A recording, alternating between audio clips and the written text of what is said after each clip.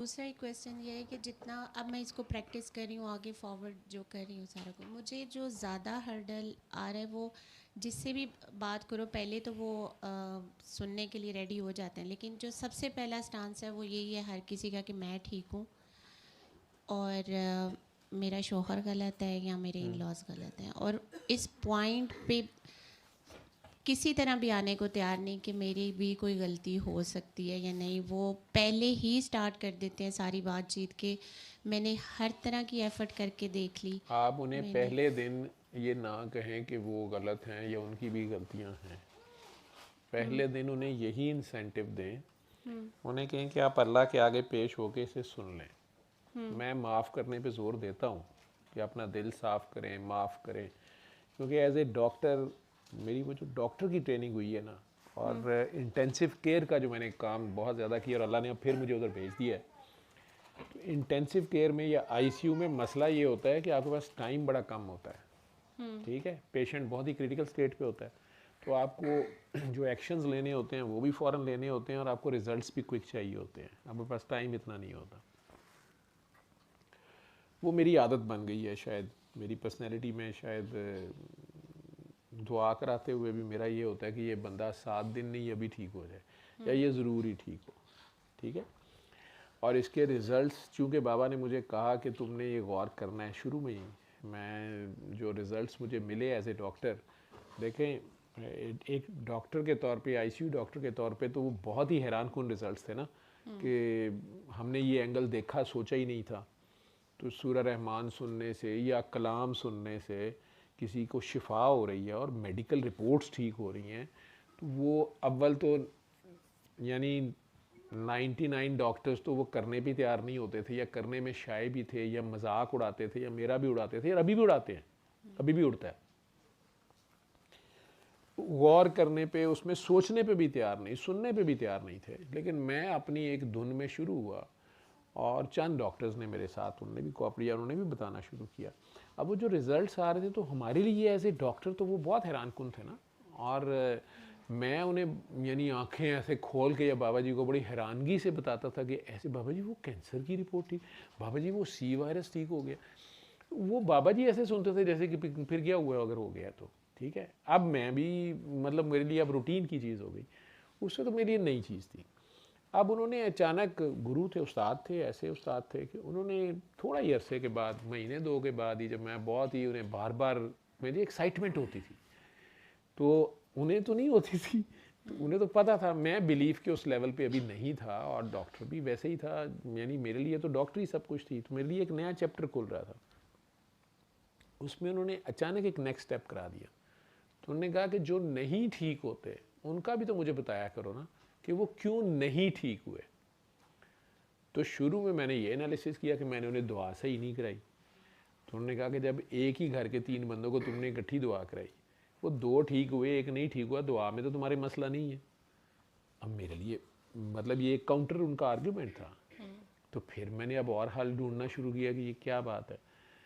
फिर उन्होंने किसी को मेरे सामने कहा कि सूरह रहमान में तो नक्स नहीं है, जब उसने कहा मैं ठीक नहीं हुआ, तो उन्होंने कहा सूरह रहमान में तो नक्स नहीं है ना, सूरह रहमान बनाने वाले में नक्स है, हाँ सुनने वाले में कहीं मसला रह गया। तो फिर मुझे समझ आई कि अच्छा ये जो मरीज़ होता है, ये कोई मेडिसिन लेने में या परहेज़ करने में या जो भी उसे बताया जा रहा है, तो उनकी अल्फाज पे भी गौर करना शुरू किया कि वो कहते हैं दिल साफ़ करो।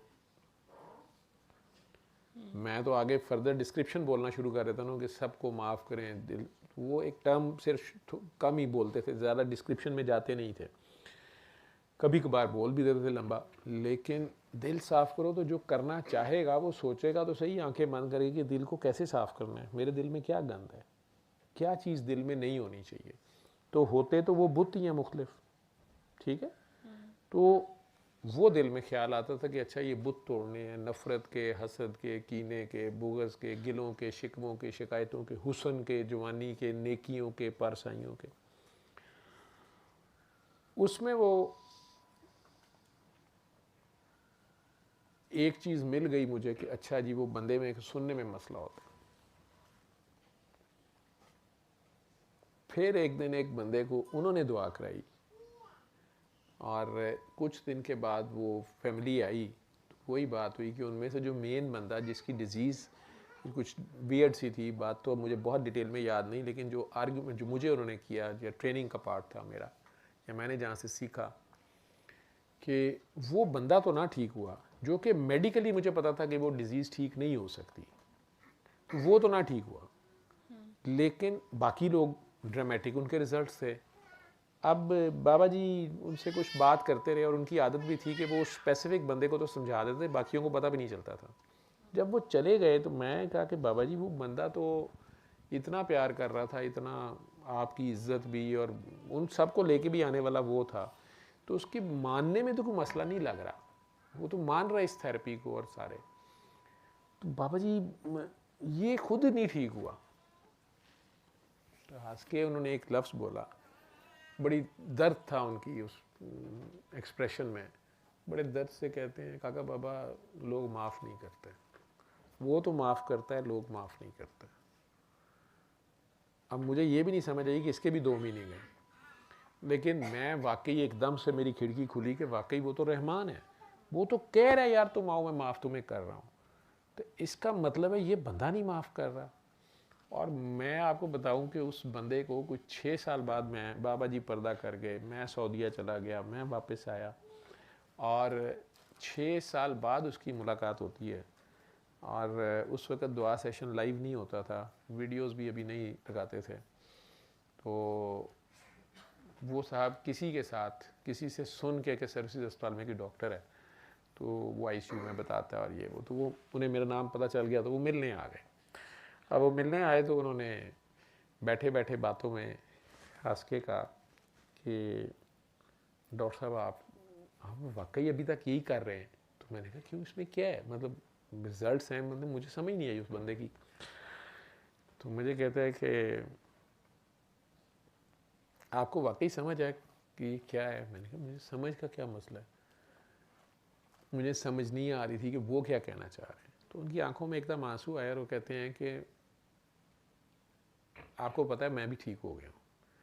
तो मैं बड़ा हैरान होकर कहा कि क्या मतलब है। तो मैंने कहा कि वो ना मैंने माफ़ कर दिया। तो मैं किसको माफ़ कर दिया। तो फिर उन्होंने वो डिस्क्राइब किया कि असल में बाबा जी ने तो कहा था दिल साफ़ करो, फलां करो, ये करो, मैं सबको लेके भी आया था, लेकिन मैं ख़ुद नहीं माफ़ कर सकता था। तो मैं कहता माफ़ नहीं मैंने करना, ठीक है। लेकिन अभी ये जो मैं आंटी उनकी थी, ये आंटी ने मुझे बताया कि सर्विसेज में डॉक्टर साहब हैं, तो उनके बेटे को वो जीबी सिंड्रोम उसे बोलते हैं, उनका बेटा जो था वो सारा पैरालाइज हो गया था। जो खातून जो जिनका मरीज़ था दाखिल, उनकी कोई रिलेटिव थी। तो इन्होंने जब बताया कि वो बच्चे को सूरह रहमान सुनाइए, वहाँ को डॉक्टर साहब फ़ौरन ही ठीक हो गया। तो मैंने कहा कौन डॉक्टर है, तो उन्होंने आपका नाम लिया, हुलिया बताया, तो मुझे पता चल गया कि वही डॉक्टर साहब हैं। तो मैंने सूरह रहमान सुननी शुरू की और मैंने वाकई दिल साफ़ किया। मुझे ये समझ आई कि बाबा जी का, उस वक़्त मेरा ख्याल था कि बाबा जी का जो कमाल है, बाबा जी ने उन लोगों को, बाकियों को ठीक कर दिया और मुझे नहीं ठीक किया। लेकिन मैं ये मानने पे तैयार नहीं था कि मेरे माफ़ करने से भी एक काम हो सकता है। लेकिन इस मरतबा मैंने दिल साफ़ करके सुनी तो मैं ठीक हूँ। अब एक मीनिंग इसका ये था, मैंने भी अपने कुछ पेशेंट्स को जो नहीं ठीक होते थे उन्हें कहना शुरू कर दिया कि नहीं आप माफ़ नहीं कर रहे, आप जिनका पानी कड़वा होना, मैं कहना आपके दिल में गुस्सा है, नफरत, उन्होंने मान भी जाना। लेकिन कुछ मरीज़ ऐसे मेरे सामने रोए या ऐसे पिटे या कि जनाब मेरा मसला ही कोई नहीं, मैंने सबको माफ़ कर दिया, मेरे दिल में किसी के लिए गुस्सा नहीं है, कोई बात ही नहीं है, ऐसी बात ही नहीं है, लेकिन मेरा मसला क्यों नहीं हल हो रहा। तो फिर बाबा जी तक दौड़ थी मेरी। तो मैंने इसी तरह केसेस डिस्कस उनसे करता था और मुझे आज तक याद है कि वो काकी जी थी एक, उनको गोली लगी थी और उनकी रीढ़ की हड्डी में लग गई गोली डाकुओं ने, वो डकैती के दौरान, तो वो पैरालाइज हो गई निचला धड़। बहुत ही अच्छी रूह, बड़ी प्यारी भी, बेबी उनका छोटा सा। मैंने बड़ा डूब के दुआ भी की और मेडिकली मुझे पता था कि ये कॉर्ड सेक्शन है और ये नहीं हो सकता, लेकिन दुआ मेरा बन रहा था कि ये दुआ से ठीक होंगी। उनको वैसे तो ओवरऑल बहुत फ़र्क पड़ा उनकी स्पिरिट्स पे, लेकिन उनका फालिज निचला धड़ जो था वो मूव नहीं किया। तो मैंने बाबा जी से फिर बात की, तो बाबा जी स्पेशल इत्तेफाक आए और उनको मिले भी, उनकी नब्ज़ पे उन्होंने दुआ की और कहते हैं मैं तो सिर्फ देखने आया हूँ। उन्हें कहते हैं मैं देखने आया हूँ कि वो कौन सी हसीना है जिसने मेरे काके की आंखें खोल दी हैं। मुझे नहीं पता, और ये तो आंख उठा के नहीं देखता किसी को, तो ये तड़पी जा रहा है उस दिन से, काकी काकी काकी काकी। मैं अब जो मैं तो वो केस डिस्कस कर रहा था, लेकिन लगे हुए उसका मियाँ साथ में, क्या बाबा जी माँ कुट पवान के मैनू, लेकिन खैर कह क्योंकि आगे, लेकिन मरीज़ ठीक नहीं हुआ। और मैंने कोई महीने डेढ़ बाद वो एक बार फिर फॉलो अप चेक कराने आए, छुट्टी हो गई थी, वो वापस आए, तो वो बेचारी व्हील चेयर पर थी और उसे कोई फ़र्क नहीं था। तो मैंने बाबा जी को जिक्र किया कि बाबा जी वो पेशेंट नहीं ठीक हुआ। वो क्यों नहीं ठीक हुआ? तो कहते हैं तुम्हारे पास उसका नंबर है? मैंने कहा नहीं जी। कहते यार वो आगे चलो, बस दुआ करो, सारों ने हमारे से नहीं भी ठीक होना होता। ठीक, चंद दिन के बाद सेम केस इसी तरह कॉर्ड सेक्शन का आया, उसको गोली लगी थी। हम कह सकते हैं कि डॉक्टर्स ने उसको जल्दी डील किया या क्या किया, लेकिन वो ठीक हो गया।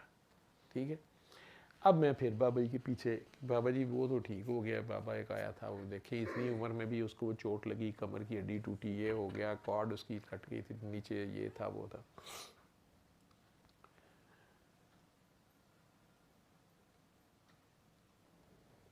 मुझे उन्होंने मंसूरा हॉस्पिटल भेज दिया।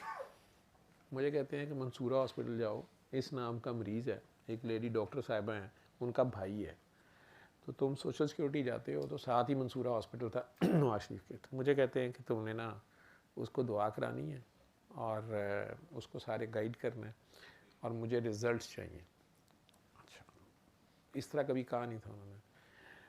इकबाल साहब आज तो नहीं आए हुए, ये गेट पे जो ड्यूटी कर रहे होते हैं, इकबाल से मैंने बात की, इसने मुझे कहा हाँ जी वो तो हमारी डॉक्टर है, उसका भाई है, फेफड़े में टीबी थी और वो उसकी रीढ़ की हड्डी में भी गई हुई थी, उससे पैरालिसिस भी था, वो पस जा भी नहीं रही थी, पाइप डला हुआ था, काफ़ी सीरियस हालत थी। मैं खैर गया, मैंने दुआ कराई।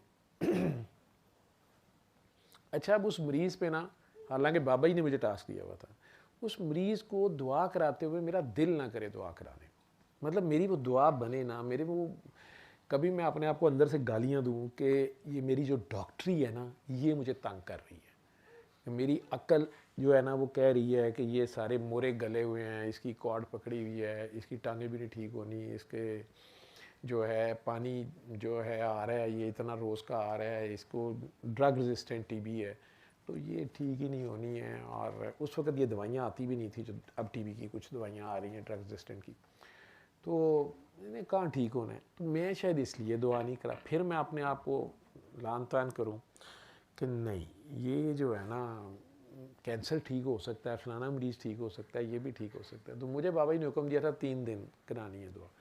अब मैंने एक दिन तो वहाँ जाना था तो मैंने करा दी, अगले 2 दिन मुझे स्पेशली मॉडल टाउन से वो 10 किलोमीटर जाना होता था और उस बंदे को मैंने दुआ करानी, और वो आगे से सख्त आवाज़ार वो मेरे सर पे एहसान कर रहा होता था। बहन उसकी बहुत ओबलाइज्ड थी, डॉक्टर साहिबा जो थी उन्होंने बहुत मतलब शुक्रिया अदा करना, बेचारी ने रोना, लेकिन वो मरीज़ साहब मैं कहता हूँ कि लीस्ट ऑफ द कंसर्न थे कि कोई बंदा उनके लिए मॉडल टाउन से आता है और ये कर रहा है। खैर मैंने 3 दिन करा दी, फिर मैंने इकबाल की ड्यूटी लगा दी। बाबा ने कहा कि इकबाल को कहो तुम्हें फीडबैक दिया कर। आई थिंक वो 6वां-7वां दिन था तो बंदा मर गया। अच्छा, अब इकबाल ने मुझे बताया कि वो मर गया। तो कुछ दिन बाद बाबा जी अचानक एक दिन मुझे कहते हैं कि वो काका बाबा वो मरीज़ का क्या बना? मैं क्या बाबा जी वो तो मर गया। तो कहते वो क्यों नहीं ठीक हुआ? अब मैं क्या पता नहीं बाबा जी क्यों नहीं ठीक हुआ। कहते तेरे अपना क्या था ख्याल? क्योंकि कई लोग जो दुआ कराते थे वो माशाल्लाह बाबा जी को उन्हें वियंस होते थे, उन्हें कई लोगों की खुद से वियन हो जाती थी, उन्होंने कई बातें बोल देनी। मैं तो बिल्कुल ही एक बोना बन के बीच में बैठा होता था कि पता नहीं, मुझे तो पता नहीं है दुआ का, और ये तो इतनी इन्हें तो नज़र आता है। तो वो बातें जब डिस्क्राइब करते थे तो मैं तो हमन्नक बैठा होता था बीच में। बाबा जी ने मेरे से अकेले में जब भी बात करनी तो वो उन्होंने कभी भी ये ना कहना कि तुम्हें नज़र आता है नहीं, मैंने बल्कि उनसे कहना बाबा जी मुझे क्यों नहीं नज़र आता, तो उन्होंने हंस के कहना कि बाबे को भी कुछ नज़र नहीं आता, तू मेरी तरह कर। मैं इस गोली में कुछ देर तो रहा, लेकिन एक आध बार मैंने उन्हें पकड़ लिया कि आपको कैसे पता चला है फिर। तो बहरहाल उस केस का मुझे बड़ी अच्छी तरह पता है कि वो एक दिन उन्होंने मुझे कहा कि तुमने ना फारूक हॉस्पिटल में जाना है और वहाँ इस नाम का मरीज़ है और उसको दुआ करानी, मेरी दौड़ें लगवाते रहते थे इस तरह की, तुमने उधर जाना है उधर दुआ कराओ। मैंने ना इसी तरह कहा, मैं क्या बाबा जी वो मर गया, मैं 3 दिन जाता रहा हूँ, ठीक है, तो अब मेरी भी इसी तरह मैं क्या बाबा जी हीरा मंडी आप बैठे हुए थे, वहाँ आप कहते थे काकी के पाँव को देखो तुम ठीक हो जाओगे, उनके टेस्ट नेगेटिव हो जाते थे, ठीक है, या किसी के गुर्दे ठीक हो जाते थे, किसी का काला जरकान ठीक होता था। फिर आपने कहना शुरू कर दिया जी ये नूरजहाँ का हाड़ा वे सुनो तुम ठीक हो जाओगे, ये शाम कलंदर सुनो, चलो धमाल लगाओ ठीक हो जाओगे। तो अब आप कहते हैं सूरह रहमान सुनो ठीक हो, मैं कह जी इन सारों में कॉमन चीज़ आप है, तो चक्कर तो सारा आप चलाते हैं। तो मैं कहा बाबा जी जब आपको पता होता है इसने ठीक होना है इसने नहीं ठीक होना, एवं मेरी दौड़ें लगवाते रहते हैं उधर जाओ, मैं एवं लड़ पड़ा अपनी तरफ से या लाड में कह लें या कुछ। तो मैं कहा बाबा जी अब मैं चला जाता हूँ लेकिन आपको पता तो होएगा उसने ठीक होना है कि नहीं होना। बाबा जी ना ज़्यादा चौड़ नहीं होने देते थे, मुझे कहते ज़रा बातें नहीं करो, चाह रहा है तो जाओ नहीं तो मैं किसी और को कह दूँगा। तो मैं खैर चला गया, उस काकी को भी दुआ कराई, वो जो भी थे केस। अब उधर भी हुक्म था कि उनसे राब्ते में रहा करो, फ़ोन नंबर लो दो, और बाबा जी को फीडबैक भी देना होता था। खैर वो काकी ठीक हुई, वो फारूक हॉस्पिटल में जो थी, लिवर कैंसर था उन्हें और बोन में चला गया हुआ, तो पेन बड़ी करता, तो उनकी पेन बड़ी ड्रामेटिकली ठीक हुई। अब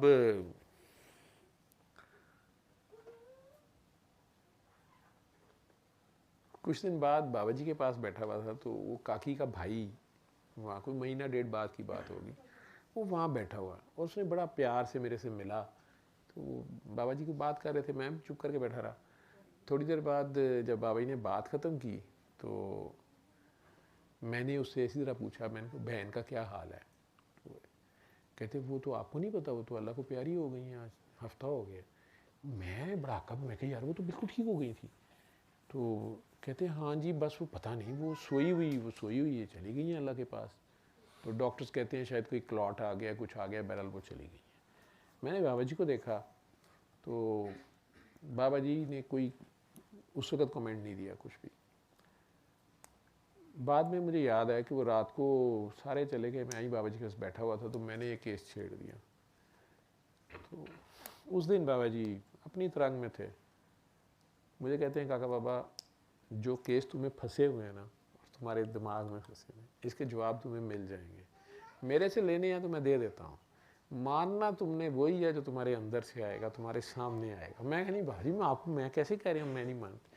कहते नहीं वो लर्निंग जो है ना तेरी, वो खुद कराता है, वो खुद कराएगा, तो तुम्हें जवाब मिल जाएगा।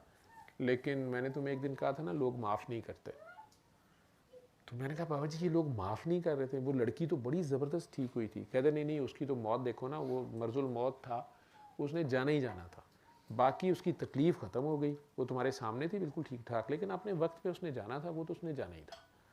तो अब तुम डॉक्टर जो मर्जी बहाना बना लो कि अब उसको डीवीटी हो गई है, उससे पल्मोनरी एम्बोलिज्म हो गया, वो उससे मर गई है, जो भी है, लेकिन वो कैंसर की दर्द उसकी ठीक थी, जो भी उसके मसले मसाइल थे, वैसे कुछ हो गया। तो मुझे कहते हैं वो सुकून में थी कि नहीं। मैं क्या बाबा जी मैंने इतना जो है ना पुरसकून चेहरा वो बड़ा कम देखा है उस लड़की को, मैंने दुआ भी की थी और सारा, और फ़ोन पे मेरे से उन्होंने बात भी एक दो बार की, तो वो आगे दुआ कराना शुरू हो गई थी, लेकिन एकदम से वो भाई ने उसने बताया कि वो फौत हो गई हैं। एक ये केसेस मुझे याद रहते थे, वो लड़का मुझे मंसूरा वाला याद रहा। तो फिर मैंने एक दो बार बाबा जी से बात की, तो बाबा जी ने मुझे हंस के कहना कि मैंने तुझे कहा ना लोग माफ़ नहीं करते। अच्छा, मैं क्या बाबा जी वो मेरा उसको दुआ कराने को क्यों दिल नहीं कर रहा था। उस पे फिर थोड़ी देर बैठे रहे और बाद में कहते हैं काका बाबा उस बदबख्त ने किसी की आह ली हुई थी, उसे कोई माफ़ नहीं कर रहा था। फिर मुझे पता चला कि ये दूसरा पार्ट है कि कोई और भी आपको माफ़ नहीं कर रहा तब भी आपकी जान नहीं छूटती है। आप किसी की आह ले बैठे होते हैं, किसी की डॉक्टर अपना टिल लगा लेते हैं, अपनी बेस्ट दवाई दे लेते हैं, काबिल इलाज मर्ज़ होता है। टीबी काबिल इलाज मर्ज़ है ना, उसका इलाज भी है, सारा कुछ है, ट्यूब भी उसको डली हुई, पस भी, डायग्नोसिस भी हो गया, तशखीस भी हो गई, बंदा मर गया, इम्प्रूव नहीं हुआ, तकलीफ़ नहीं ठीक हुई उसकी, तकलीफ़ उसे सख्त थी। वो मतलब वो इतना, वो जो मेरे साथ भी आवाज़ार बात करता था, इस चीज़ को बॉदर नहीं करता था कि मैं कहाँ से आया हूँ, मतलब उसको किसी चीज़ पे अब फेथ था ही नहीं, वो अपनी तकलीफ़ में था और होपलेस था यूँ कह लें। तो उसको कोई फ़र्क इन चीज़ों को वो मानने पे तैयार नहीं था, या उसका ये ख्याल था कि जब डॉक्टरी से कुछ नहीं हो रहा, टीकों से नहीं हो रहा, तो ये मुझे क्या सुना रहे हैं। बहन उसकी बेचारी बहुत तड़पी थी। वो डॉक्टर साहिबा मुझे मिली, इकबाल साहब ने कोई इनके भाई की शायद शादी थी, तो इन्होंने मुझे बुलाया, मैं वहाँ गया, तो वो चूँकि इनके साथ कुलीग रही हुई थी, वहाँ कहीं आई हुई थी, और बाबा जी के पर्दा करने के भी 2-3 साल बाद उन्होंने मुझे पहचान लिया, मिली, और बड़ी वो ऑब्लाइज्ड तब सी भी थी, मैंने तो चेहरा नहीं उन्हें पहचाना, उन्होंने मुझे याद रखा हुआ था, तो उन्होंने कहा आप आते थे और सारा डॉक्टर साहब। तो मैंने कहा कि आपके भाई का ना मुझे लगता है, मैं इकबाल से बात कर बैठा था, तो मैंने ना इकबाल को कहा, मैं कि यार उसने ना किसी की आ ली हुई थी, बाद में बाबा जी से सुनने के मैंने उसे कह दिया, इकबाल ने कहीं उनसे बात कर दी हुई थी। तो मैंने उन्हें ऐसे ही कहा, मैं क्या वैसे मैं आपको बताऊं, वो आपका भाई जो था ना, वो शायद उसने यकीन से नहीं सुना मैं इस तरह बात कर रहा। तो वो मुझे आगे से कहती है, नहीं डॉक्टर साहब वो ना, आपको तो अब बात का पता चल गया, मुझे इकबाल ने बताया, तो उसने ना मेरी, उसने बददुआ ली हुई थी। मैं चुप कर गया, मैं ये डायरेक्ट ही हो गई हैं और ख़ुद ही कह रही हैं। तो बड़ी हॉरिबल सी उन्होंने स्टोरी सुनाई कि उसने एक लड़की से शादी की, बेबी भी हुआ, फिर उसे जलील किया, पता नहीं डाइवोर्स दे दी कि दी नहीं कि क्या किया, दूसरी शादी की, फिर उसको भी छोड़ा, अजीब व गरीब सी उसकी कहानी थी, एडिक्शन में था और वो सारा, और इल्ज़ाम उन दोनों पे झूठे को इल्ज़ाम लगा लूँ कि उन्हें उसने तलाक़ें की, उनके जेवर बेच के खा गया, शायद नशे के चक्कर में क्या था। तो वो बेचारी खुद ही शुरू हो गई। तो उन्होंने कहा कि वो इकबाल साहब ने मुझे बताया था कि आपने उन्हें कहा है कि उसने किसी की आ ली हुई थी, तो आ तो उसने ली हुई थी, उसने ऐसे ऐसे वो आपको तो मैंने नहीं बताया था। तो मैं उन दोनों भाभीयों के घरों में गई थी, मैंने उनसे माफ़ियाँ भी मांगी थी, उन्होंने दरवाजे बंद कर दिए, उनका दफ़ा हो जाए यहाँ से। तो वो डॉक्टर साहब वो था तो सही ऐसे, तो वो मैंने लर्न किया, ठीक, कि वाकई वो तो रहमान है, तो रहमान तो कह रहा है तुम आओ मुझे पुकारो, मैं तुम माफ़ करूँगा, मैं तुम्हें, लेकिन जो बंदों के मामलात हैं वो बंदे आपस में नहीं छोड़ते। तो जब तक बंदे नहीं छोड़ते फाइल नहीं क्लियर होती। वो कहता है ये फाइल अभी मेरे पास ना लाओ, ये जब तक आपस में नहीं निपटते। तो वो एक दूसरे की आह ने कई बार पकड़ा होता है किसी को, ठीक है, और या हम जैसे किसी को माफ़ नहीं कर रहे, हम लेट गो नहीं कर रहे, तो जोर तो हमारा भी लग रहा है ना, तकलीफ़ में तो हम भी हैं। तो अगर हम वो छोड़ दें, खुद को ज़ीरो कर दें, मैंने कहा ना अपनी नफ़ी कर दें, अपनी ईगो की नफ़ी कर दें, वो मैं है ही नहीं यार, अच्छा तेरी मखलूक है, अगर वाकई आपको उससे इश्क है तो फिर जिससे इश्क होता है उसकी तो हर चीज़ से इश्क होता है ना, ठीक है, लैला की गली का तो फिर कुत्ता भी प्यारा होता है। तो जब आप उसकी खातिर माफ़ करते हैं, प्यार करते हैं उसकी गंदी मंदी मखलूक से भी, तो उसे तो फिर बहुत ही प्यार आता होगा आप पे। लेकिन अगर आपने उसकी मखलूक को ही तकलीफ़ दी हुई हो और आप उस पर शर्मिंदा भी ना हो और हठ धर्मी पे अड़े हुए हों या फने खां फिरौन बने हुए हों, ठीक है, तो आपको ये भी सेंस नहीं आती कि मैं अभी माफ़ी मांग लूँ, मैं कब्र के किनारे पे पहुंचा हुआ हूँ, या मैं उस बंदे से माफ़ी मांग लूँ, वो आपकी अकड़ नहीं आपको करने देती। मतलब फिरौन को मैंने देखा है, वो मूसा अलैहिस्सलाम से माफ़ी मांगने पे आ गया था, ठीक है, लेकिन हमारे ऐसे लोगों को मैंने देखा है कि वो गलती हो गई है, उस गलती पे गलती करते रहते हैं, लेकिन उस कंसर्न्ड बंदे को जाके नहीं कहते कि यार हमसे गलती हो गई है, तो हमें माफ़ कर दे, ठीक है। तो बंदा ही नहीं आपको जान छोड़ रहा है, तो वो फिर आपकी जान निकले कैसे, बंदा फंस जाता है, वो कोई इस तरह का खिचड़ी पक जाती है। फिर एक साहब थे म्यो हॉस्पिटल में, तो बाबा जी ने मुझे कहा कि उन्हें हार्ट की वार्ड में और जाओ। तो अच्छा मैं गया तो उन्हें पेन होती थी हार्ट की बहुत ज़्यादा, लेकिन डॉक्टर्स ने मुझे कहा, जो ड्यूटी पे डॉक्टर्स थे, उन्होंने कहा यार इसे पेन होती होगी, ठीक है, हमने इसकी एंजियोग्राफी की है, इसका ना तो बाईपास हो सकता है, और स्टेंट्स तो उस वक्त अभी बहुत कम होती थी यूज़। तो उन्होंने कहा ये ना इसको नशे की आदत पड़ गई है मॉर्फिन की इंजेक्शन की। तो हमें लगता है कि अगर इसको दिन में 4 बार दर्द होती है ना, तो 4 बार जो है ना ये सिर्फ टीका लगवाने के लिए भी करता है। मतलब डॉक्टर्स इतने बाजार आए हुए थे। मैंने खैर उसका सारा केस देखा एज ए डॉक्टर भी, मैं जो कि कार्डियोलॉजी मेरा बड़ा पैशन था, मैंने वो ईसीजी और वो सारा देख के मैंने उनसे डिस्कस किया दोबारा। मैं कहा यार उसकी ईसीजी में भी चेंजेस आती हैं और हार्ट रेट हर चीज़ उसकी हो जाती है, ये सिर्फ एडिक्शन से तो नहीं हो सकता। उनमें से क्या जो समझदार सीनियर तो ने कहा नहीं वो बात आपकी ठीक है, लेकिन हमें लगता है कि ये मॉर्फिन एडिक्ट हो गया है, क्योंकि वो मॉर्फिन ही लगाते थे उसे पेन के लिए।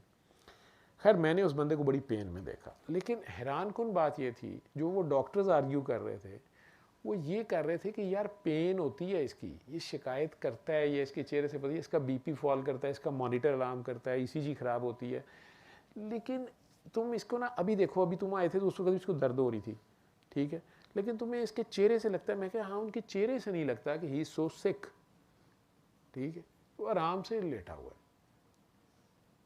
मैं हो के आ गया, उनकी पल्स में मैंने दुआ भी की। उस बंदे ने बड़ा हंस के मुझे यूं करके, और मैंने कहा पानी पिया, मैंने कहा अच्छा पानी लिया।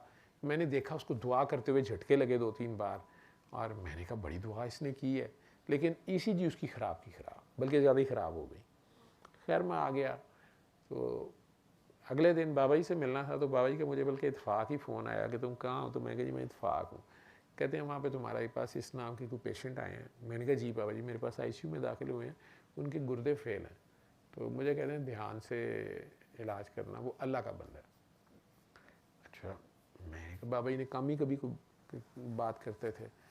अब मैंने उनको देखा, ठीक है, चेहरा वाकई उनका बहुत ही प्यारा था, बड़ा ही पुरस्कून चेहरा था उन साहब का भी, लेकिन हैरान कुन बात ये थी कि उनका यूरिया 350 से ज़्यादा था, क्रेटिनिन उनकी 12 से ज़्यादा थी, उनके पास से यूरीमिया की स्मेल नहीं आती थी बिल्कुल भी, और ये मेरी नर्सेज और डॉक्टर्स ने भी नोट किया, ठीक है, और ना उनका सांस खराब होता था, बस आराम से बैठे हुए थे, रिपोर्टें बहुत हॉरेबल थी, ठीक, और हंस के कही जाए कि मैं तो आपके पास 4-5 दिन रहने आया हूँ, और वो 4-5 दिन ही जिंदा रहे। और बाबा जी आए तो बाबा जी से वो बिल्कुल हंस के मिले बड़ी अच्छी तरह, और कोई जानने वाले थे बाबा जी की, दोस्ती थी कोई या क्या।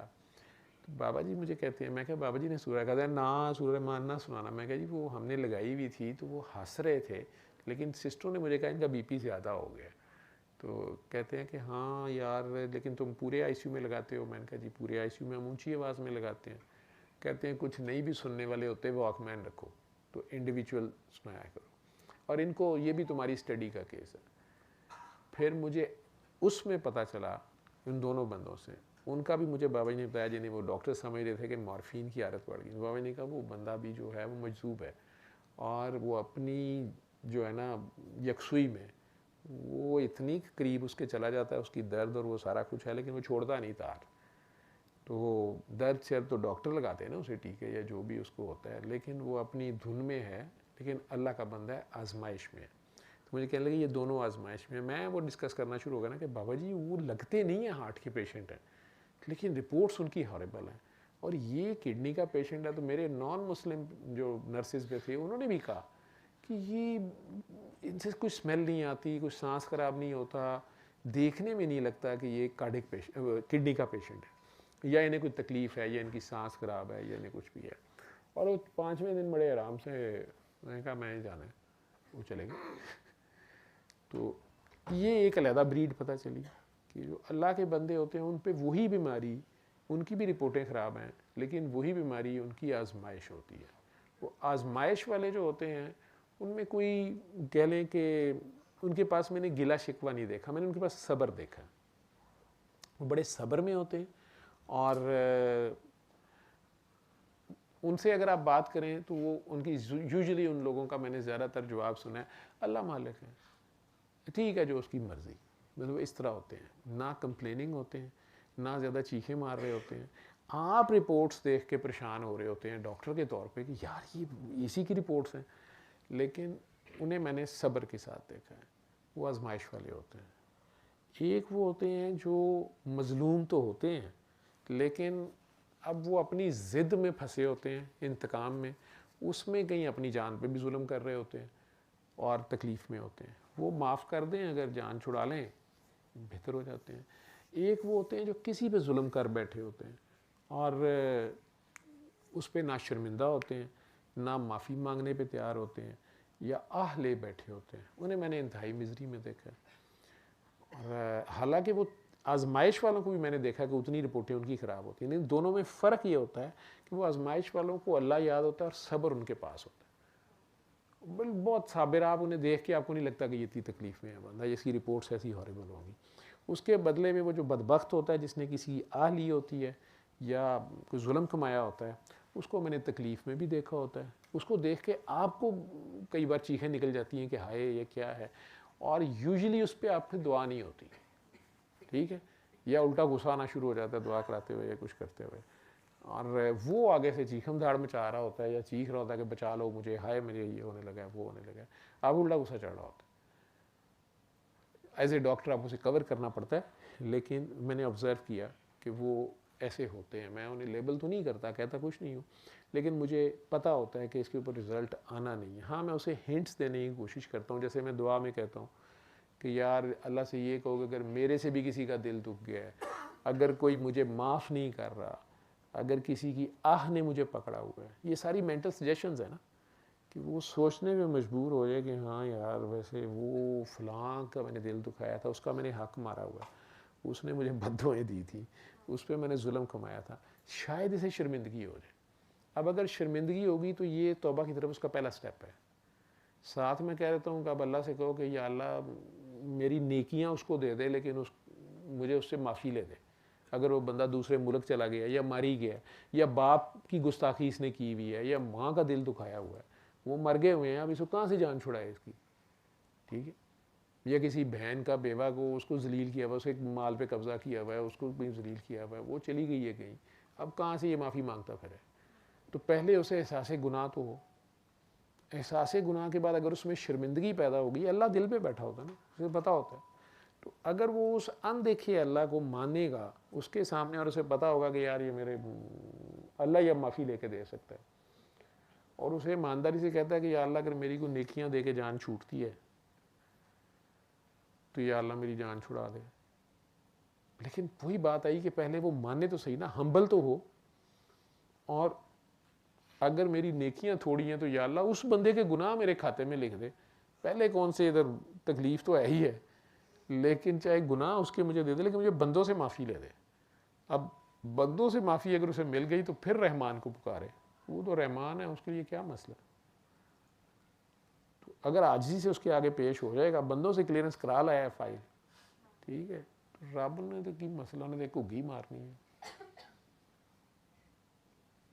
माँ तो माफ़ कर ही देती है, बाप कितने बड़े गुनाह करके आ जाते हैं, वो बाकी बहन भाइयों के सामने लानत तान करके भी कली हो, कहती जब दफ़ा हो पई रोटी खा, तो वो तो करता ही है, रहमान भी है, करीम भी है, ठीक है, गफूर भी है। वो इन चक्करों में ये दुआ की डिस्क्रिप्शन है और ये वो सारी चलाकियाँ मैं इस चक्कर में कर रहा होता हूँ पहले दिन ही। और कई मेरे पुराने जो बाबा जी के सीनियर लोग हैं, जो बाबा जी साथ रहे हुए हैं, वो कई बार चिढ़ के मुझे कहते हैं कि यार तेरा तो बस नहीं चलता, तू पहले दिन ही घोल के उन्होंने गले 'च पा दे, इन्होंने पीछे पीछे फिरन दिया कर, इन्हें खुद अखरोट तोड़ने दिया करो, इसको अखरोट कहते हैं ना, अंदर इनकी खोपड़ी टूटने दिया करो, ठीक है, इनका अखरोट टूटे ना, अंदर से मगज़ निकले इनका, तो फिर ये मगज़ अपना खाएं खुद। कहते ना भाजी तो बड़ा मगज़ ही खा जे, ठीक, बड़ी वो है, बड़ा दिमाग है उसका, तो फिर शायद इन्हें बात की बात समझ आए कि ये क्या कर रहे हैं, ये अल्लाह को इल्ज़ाम दे रहे हैं, कसूर इनका अपना। कहानी इसके पीछे ये है, अगर आप दुआएं करा रही हैं तो परेशान ना हुआ करें, वो आपकी दुआ कराने में मसला नहीं होता, ठीक है। वो आगे वैरायटी मुख्तलिफ तरह के लोग बैठे होते हैं, उन्हें भी आप जजमेंटल ना हो, आप कैटेगराइज ना करें। मैंने अगर ये चंद चीज़ें बोली वो इसलिए बोली हैं कि वो आप लोग परेशान ना हो। फिर मुनाफिक भी होते हैं कई, ठीक है, वो आपका सिर्फ तमाशा लगाने के लिए। मुझे अगले दिन एक बंदे ने कहा, रोज़ रात को 2-3 बजे फ़ोन कर देता, 2-3 दिन फ़ोन करता रहा, फिर हफ्ता गायब रहा, फिर हफ्ते बाद फ़ोन किया उसने। फिर मैं कहा डॉक्टर साहब मैं तो नहीं ठीक होया। मैं कहा जी आप मुझे माफ़ कर दें, क्योंकि मुझे उस दिन अभी तप सी चढ़ी। मैं कहा यार इसको रात के 4 बजे तकलीफ़ होती है, सारा दिन ये फारिग होता है, तो इन्हें इस टाइम ही फ़ोन करना होता है। तो मैं उसे कह रही मैं कह जी आप पैसे वापस ले लें। तो उसे हंस पड़ा। तो नहीं डॉक्टर साहब, वो असल में मैं आपको एक बात बताऊँ। मैं कह जी डॉक्टर साहब आप वाकई डॉक्टर हो गए, आपको यकीन है कि इस तरह मरीज़ ठीक होते हैं? मैं कहा यार मैं अब रात के 4 बजे तो डिस्कशन तो नहीं कर सकता, लेकिन कोई दिमाग मेरा ख़राब है तो मैं आपका फ़ोन सुनता रहा हूँ। कहता एक्चुअली जो ना मेरे ऐसा मसला कोई नहीं है, तो मैं पता नहीं फ़लाँ मीडिया से हूँ। तो मैं कहा ये डॉक्टर साहब ने की एक वखरा ही सप छड़िया है। तो एक तो मैं आपकी हिम्मत को दाद देता हूँ, आप सोते किस टाइम है? मैं तो मैंने ज़रूर सुहा के छड़ना है, ठीक। नहीं आप मैं वो आपको बताऊँ, मुझे कोई मिग्रेन शिग्रेन नहीं है, मुझे कोई सर दर्द नहीं है। तो वो मैं ना आपको ज़रा चेक कर रहा था। तो मैं कहा फिर आपने तो सूरह रहमान सुनी भी नहीं होगी। कहते नहीं मैं खुद पढ़ता हूँ, मैं हाफ़िज़ कुरान हूँ। मैं कहते तेनू सलाम है, क्या कहना है मुझे, तू हाफ़िज़ कुरान है वो फिर इंज ही है जिमें खोते ते समान लद्या है, किताबां लाइब्रेरी पूरी लादे हो, तो खोता भी PhD है, तो की हो सकता है? तो अगर तुम्हारा खुद उस पर बिलीफ ही नहीं है, अगर एक डॉक्टर, चलो एक फरंगी तालीम याफ्ता बंदा वो दाड़ी दे बगैर किसी मजहब के बगैर किसी हिफज दे वो जो कहन ही लग पाया, चलो कुरान शरीफ के एक सिपारे की गल कर लग पाया, तू तो खुश हो जा कि साड़ी किताब की गल हो रही है। उन्होंने भी चैक करी जा रहा, तो रात के 4 बजे उन्होंने भी 8वां-10वां दिन कहना मैं तो नहीं ठीक होया, वाकई ठीक होंगे कि नहीं, मेरे भी ईमान को चैक कर रहा है या टीका लगाने की कोशिश कर रहा है। तो ये इस तरह के भी लोग मिल जाते हैं, उनके नसीबे में हिदायत नहीं होती, लेकिन आपने नहीं किसी पे जजमेंटल होना होता, लेकिन मिल जाते हैं ऐसे, ठीक है। और फिर कई ऐसे भी होंगे, एक और भी हैं, मुझे नहीं समझ आती वो किस खाते में आएंगे, वो वाकई उनकी कोई प्रॉब्लम होती है, ठीक, उस प्रॉब्लम को वो सफ़र कर रहे होते हैं, आप उन्हें बताते हैं, वो सुनते हैं 7 दिन, करते हैं, वो बिल्कुल ठीक नहीं होता, ठीक है। या कोई बंदा है वो कहता है डॉक्टर मेरी नज़र चले गई है, ठीक। इंग्लैंड में एक साहब है, वो हाफ़िज़ कुरान भी है, नाबीना है, हो गए, तो सुनी 7 दिन, तो मुझे फ़ोन करे कहते हैं कि डॉक्टर साहब मैं तो बड़ी आस से सुनी थी, लेकिन मेरे अल्लाह को जो मंजूर, तो मैंने आपसे एक बात कहनी थी। मैं क्या मुझे इजाज़त है मैं आगे बताऊँ? मैं कही बिल्कुल इजाज़त है, इसमें किसी की इजाज़त लेने की ज़रूरत नहीं, आप किसी को भी बता सकते हैं, लेकिन यूजुअली रिजल्ट्स मतलब लोग सुनेंगे आपको तब जब आप कहेंगे कि यार मुझे ये था, तुम ये कर लो, तो आप क्या बताएंगे, ठीक है। कहते हैं डॉक्टर साहब मुझे थोड़ा सा तो नज़र आता ही है ना, तो वो मैं उन्हें कहूँगा कि मुझे नज़र आना शुरू हो गया, लेकिन मुझे बताने दें प्लीज़। वो मैं कहा भाई प्लीज़ की गल नहीं, मेरे अब्बे वाली है, तू भी दस, ठीक है। और वो अभी तक बता रहे हैं, अब वो उन्हें कोई फ़र्क नहीं है, तो मुझे वो अल्लाह का कोई बंदा ही लगता है। और मुझे शौक़, अगर चंद लोग हैं जिन्हें मुझे मिलने का शौक़ है कि अगर मैं भी कहीं मिलूँ, तो मैं अब इंग्लैंड तो जा नहीं सकता, तो मुझे यही है कभी पाकिस्तान आएगा तो मैं उससे मिलूँ, ठीक है। उससे एक मिलने का मुझे शौक़ है, क्योंकि जिस तरह वो केसेस डिस्कस करता है मेरे साथ, तो उससे मुझे अंदाज़ा होता है कि नहीं वो काम कर रहा है, पागलों की तरह काम कर रहा है। अब उसका अपना रिजल्ट तो कोई नहीं आया, लेकिन वो लगा हुआ बताने। ये डिफरेंट किस्म के लोग हैं, मैंने आप लोगों से शेयर कर दिए हैं जो मेरे हिस्से में आए। फिर कई ऐसे भी हैं जिन्होंने बाबाई से दुआ की और अब आप मिले और वो कहते हैं कि हमें समझ अब आई है बात की, या हमें बाबा जी पे इतराज़ था, ठीक तो हो गया, हमारा काम हो गया था, लेकिन हमें बाबा जी पे इतराज़ था, ये लड़कियां इनके ये हाथ क्यों पकड़ दी हैं, पाँव क्यों पकड़ दी हैं, या टांगें क्यों पकड़ के बैठी हुई हैं, या लड़कियां इनके पास ज़्यादा क्यों होती हैं, वही जो मेरे पे भी इतराज़ है। ये जो है गाने सुनने को क्यों कहते हैं, धमाल क्यों डलवाते हैं, कि असी फिर छड़ के चले गए कि गलत ही अली हक पे इतराज़ लोगों को होता है कि ये शायद शिया कर लेंगे कि सुन्नी कर लेंगे, शिया कर लेंगे, हज़रत अली का नाम कहीं ना ले रहे हो। हालांकि क्लियर भी बाबा जी भी करते थे कि यार अल्लाह का नाम भी एक है तो इसको अल्लाह का नाम समझ के पढ़ो। लेकिन बहरहाल जिसके उन्होंने कईयों ने खुद ही एडमिट किया 12 साल 13 साल 15 साल बाद आके कि वो हमें ये ख्याल गुजरा, हमें वो ख्याल गुजरा। लेकिन अब फिर दोबारा कहीं फंसे, फिर सूरह रहमान ही सुनी, अल्लाह ने रिजल्ट्स दे दिए ज़बरदस्त किस्म के, वो ढूंढते ढांढते पहुंच गए। तो उनमें से भी फिर बहुत कम होते हैं जो आगे बताते हैं, कुछ के पास लेम एक्सक्यूज़ होता है, हमें मिलता ही कोई नहीं है। ठीक है, फिर मैं कहता हूँ चले आप मखलूक खुदा की वैसे खिदमत करें। हाँ हाँ डॉक्टर साहब बताएं क्या करना है। डॉक्टर साहब अगर कोई बच्चियों की शादियाँ करनी हो तो हमारे पास पैसे हैं, हमारे शादी हाल हैं, हम अरेंज कर देंगे। या डॉक्टर साहब आपके हॉस्पिटल में हम डोनेशन दे देते हैं। वो मैंने 1-2 बार वहाँ की, व्हील चेयर्स मंगवाई या ये स्ट्रेचर, दूजे दिन अस्पताल का ही हमला खा गया। ठीक, मरीज़ों को फिर कुछ नहीं लगता पाया। मैं कहा यार ये अजीब जुल्म है। तो फिर अब मैं कहता हूँ खुले आम कहता हूँ, सरेआम सारों को कहता हूँ कि यार नहीं ना तुम्हें कोई मिलता तो शौकत खानम वालों के ना किसी भी लेबॉर्ट्री में जो उनकी लेबॉर्ट्री है उधर जाके ना अपनी ज़कात सदका खैरात जमा कराया करो। तो बड़े सेठ हो ना, वो जी हम बच्चियों की शादियाँ कर देंगे। मैं कहा तुसी वो भी करो लेकिन शौकत खाने में पैसे जमा कराओ, पता तो है ना मरीज़ों का भला हो जाएगा। मेरे अपने हॉस्पिटल की वार्ड के बच्चे डॉक्टर्स कई बार मेरे से नाराज़ होते हैं, सर आप डोनेशन नहीं लाते। ठीक है, तो अभी आईसीयू का भी मुझे तो कह दिया उन्होंने कि आप चले आईसीयू को हेड करें लेकिन फ़ंड आपने खुद ही अरेंज करने हैं। एहतियात है, इसका मतलब यही है जो आप समझें।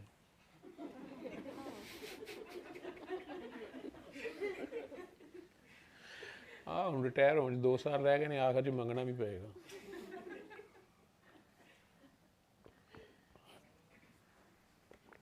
लेकिन मैंने तो शौकत खानम की जमा करा, पता तो है ना कि वहाँ लगते हैं, वहाँ जमा करा दिया करें, बल्कि कराया करें।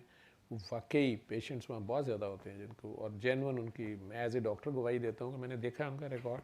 वो पेशेंट्स बताते हैं कि हम इतने साल से हमारा इलाज हुआ है, मेरे से एक पैसा नहीं लिया गया, और बहुत महंगा इलाज है। फिर उनकी पूरी डिग्निटी के साथ, उनको बड़ी बात है। अल्लाह उस बंदे को सेहत तंदरुस्ती दे और मज़ीद ईमान की ताकत दे, कामयाब व कामरान करे। जी नहीं इधर मैं उस वक्त तेरे से सुनना चाह रहा था, तू बोली नहीं। हाँ अब बोलो क्या तो कह रहे हो। बाबा एक जब शुरू में बहुत सारे क्वेश्चंस लोगों ने माफ़ी के बारे में पूछे थे ना कि क्यों माफ़ी इम्पोर्टेंट है या क्या है, तो एक एस्पेक्ट जो मुझे समझ में आया था ये भी था कि आप कहते तो हैं कि दूसरे को माफ़ करो, मगर आप एक्चुअली अपने आप को एब्जॉर्व कर रहे होते हो उस सिचुएशन में से।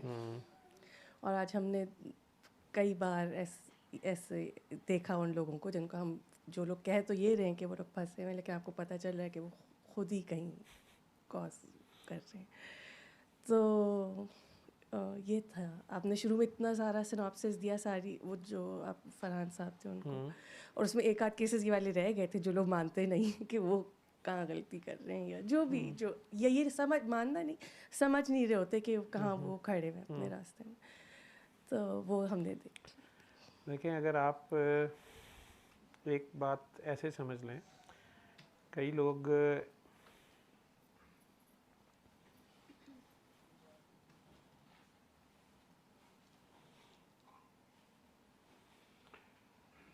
एक साहब थे, उन्होंने शादी की अपनी मर्ज़ी की, मेरी लव मैरिज जैसी होती है।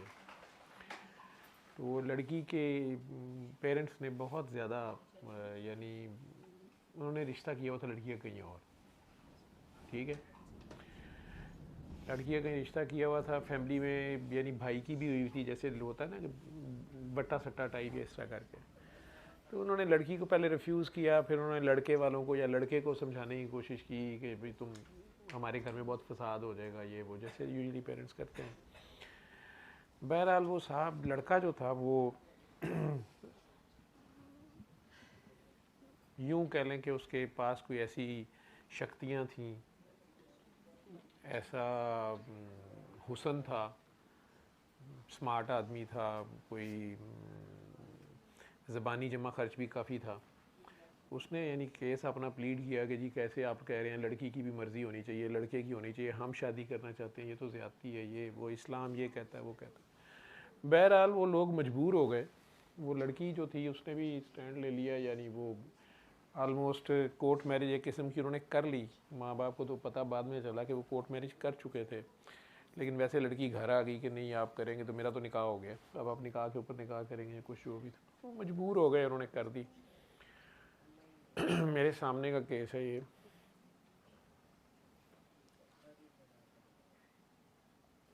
मैं सऊदीया से आई थिंक नया नया आया था।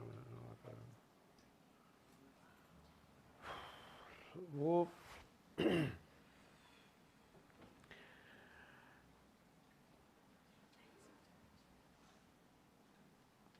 मैंने किसी बाप को इतना रोते कम देखा है। मतलब मर्द यूजली नहीं औरतें रोती हैं, मर्द नहीं रोते। वो लड़की के बाप को मैंने बहुत, मतलब वो बड़ा तड़पा, एक किस्म का वो मेरे से भी लड़ा कि आपने दुआ कराई, क्या हुआ, ये हुआ वो हुआ। वो लड़का भी आया मेरे पास, उसने मेरे सामने भी उसने बहुत कि जी अगर मैं गलत कह रहा हूँ तो आप मुझे बता दें, अगर मैं गलत हूँ, मतलब शादी करना क्या जुर्म है, ये है वो है फलां है।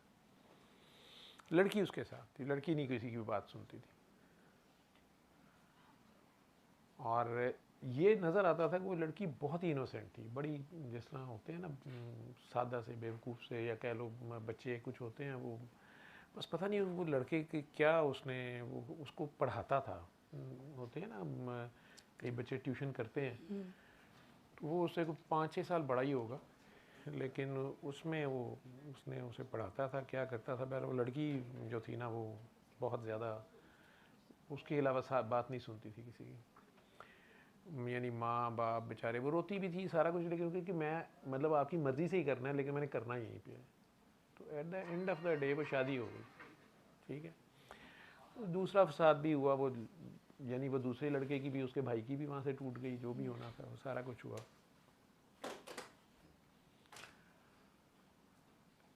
मेरे ख्याल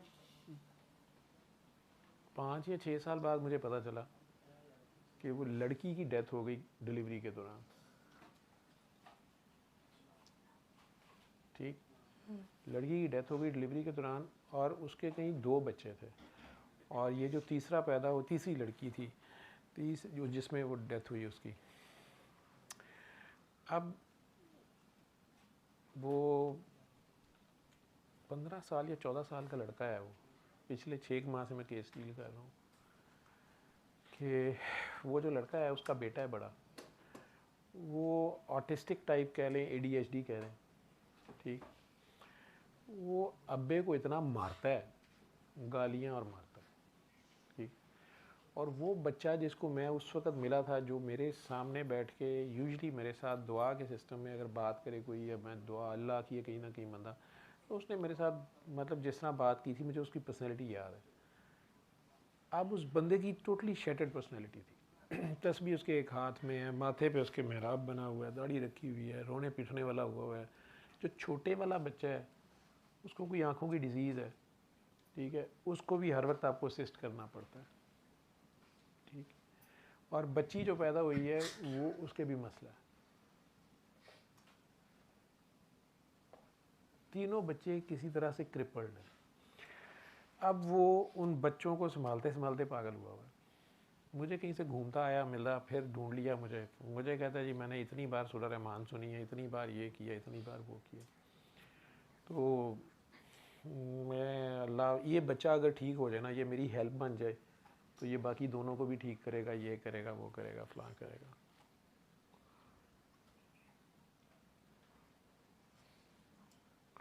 मैंने उसको बड़े तरीके से कहा कि तुम सोचो क्या मसला है। मानने पे तैयार नहीं था कुछ भी। मैंने कहा मुझे लगता है जी मेरे पे जादू हुआ, मेरे ससुराल वालों ने करा दिया।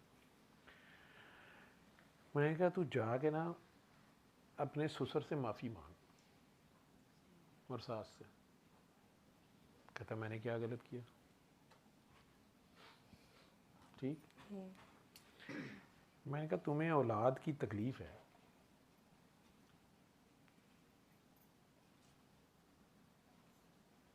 तुम्हें तीनों से कोई सुख नहीं है, और हालत इन तीनों की ऐसी है कि ना तुम रख सकते हो ना तुम छोड़ सकते हो। वो बंदा मेरे पास बैठ के, वो लड़का मेरे सामने, वो बड़ा वाला जो है, वो फिर आके उसके, हालांकि मैं भी क्लिनिक में था, मैं भी बैठा हूँ उसी कमरे में, ठीक है। फिर बीच में मैंने खुर्रम को अंदर बुला लिया हेल्प के लिए कि वो चीज़ें फेंक देता था इधर उधर या कुछ, क्योंकि मेरा था कि इसके बाप को मैं थोड़ा सा रियलाइज़ कर, इसको मैं बात करा दूँ। तो वो हाफिज़ है, वो हाफिज़ साहब ने आधा घंटा फिर मेरी क्लास ले ली। उन्होंने कहा ये जो आपकी थ्योरी है ना, ये गलत बात है आपकी, मैंने शरीयत के मुताबिक सब ठीक किया था, ठीक है, ये उन्होंने जादू किया है। फिर मुझे कहना पड़ गया, मैं क्या जादू नहीं किया, ये उन्होंने हाँ पै गई है तेनों। कहते फिर मेरी बेगम जो है वो, उसका भी तो कसूर था। मैं क्या उसका जितना कसूर था ना उतना करके वो निकल गई है, वो थी मासूम, तुमने उसे ट्रैप किया था, ठीक है, और उस ट्रैप पे तुम तिंगड़ते थे, तुम्हें पता था कि ये कहीं नहीं जाती, ठीक है। अब वो तो तुमने तो अपनी पूरी कर ली जो तुम्हारी थी, आखिर में मुझे कहना पड़ गया उसको कि उल्लू के पट्टे जादू किया था तुमने,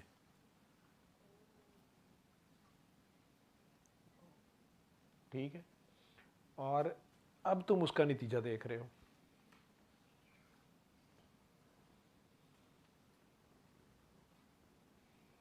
कई बार हम अल्लाह का कलाम, अल्लाह की इबादत, उस मसले के बैठ के जो हम दुआएं मांग रहे होते हैं ना, और ज़िद डाल के, या हमें पता चल जाता है इतनी 100 बार इतनी बार ये करके ये हो जाएगा, हो जाता है, वो उसे संभालना बहुत मुश्किल होता है।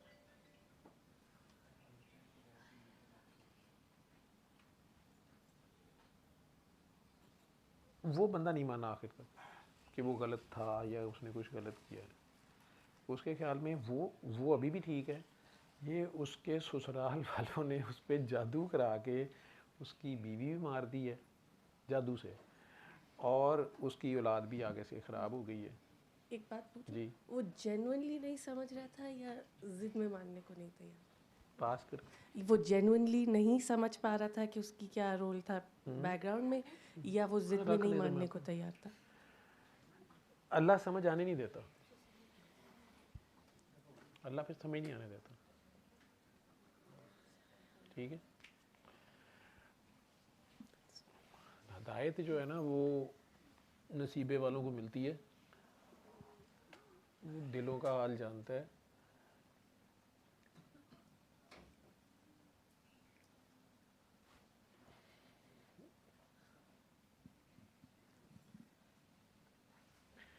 मैंने दुनिया में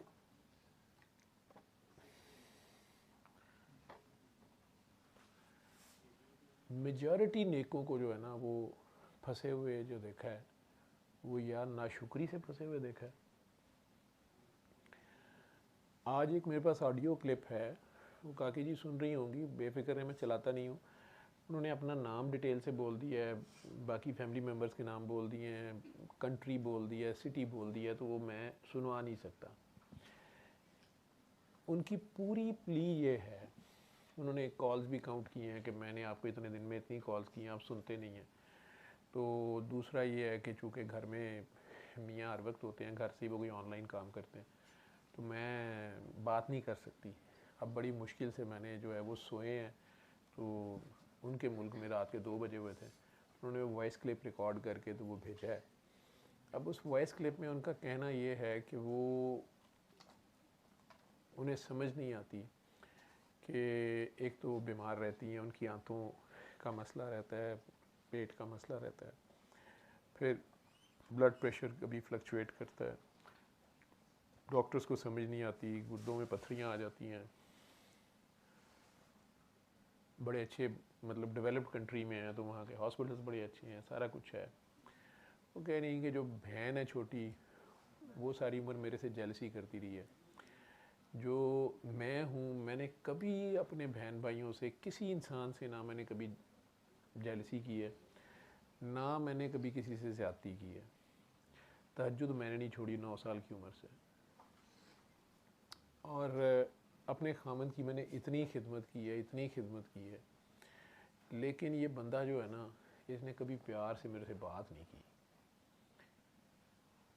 जो दोनों बेटे हैं, बस मैं आपको क्या बताऊं, शादियां तो मैंने इनकी कर दी हैं, ठीक है, लेकिन ये बस अपनी बीवियों के ही हो के रह गए हैं। बाप भी इनकी साइड लेता है।